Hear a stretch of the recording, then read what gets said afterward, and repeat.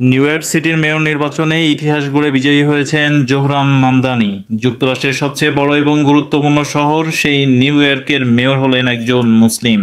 এটাই প্রথমবার শহরটি পেল মুসলিম বংশোদ্ভূত একজন মেয়র, এবং এ বিজয় শুধু একটি নির্বাচনের ফল নয়, বরং বহু বৈচিত্র্যের উদাহরণ, সামাজিক ন্যায় বিচারের জয় এবং নতুন প্রজন্মের রাজনৈতিক উত্থানের প্রতীক হিসেবে দেখা হচ্ছে। মামদানি সাবেক স্টেট গভর্নর অ্যান্ড্রিউ কুমোকে 150,000-এরও বেশি ভোটে পরাজিত করেছেন। সবশেষ তথ্য থেকে জানা যায় মামদানি পেয়েছেন 50% বা 1 মিলিয়নেরও বেশি ভোট, আর অ্যান্ড্রিউ কুমো পেয়েছেন 42% বা 834,000 ভোট। এছাড়া রিপাবলিকান পার্টির কার্টিস লিও পেয়েছেন মাত্র 7% বা 143,000-এর বেশি। এদিকে ইলেকশন বোর্ড বলছে এদিন রেকর্ড 2 মিলিয়ন ভোট পড়েছে। 1969 সালের পর এই প্রথম এত বিপুল পরিমাণ ভোট পড়েছে সিটি মেয়র নির্বাচনে। বারাক ওবামা বলেছেন, ঐক্যবদ্ধ থাকলে যে জয়লাভ করা যায়, এই নির্বাচন তার জ্বলন্ত প্রমাণ। Thank you, my friends.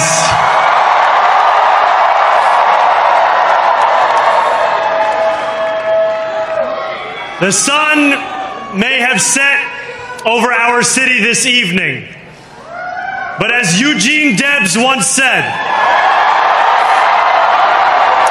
I can see the dawn of a better day for humanity.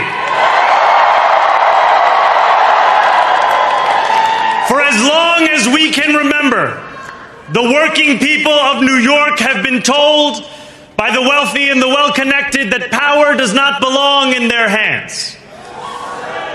Fingers bruised from lifting boxes on the warehouse floor, palms calloused from delivery bike handlebars, knuckles scarred with kitchen burns.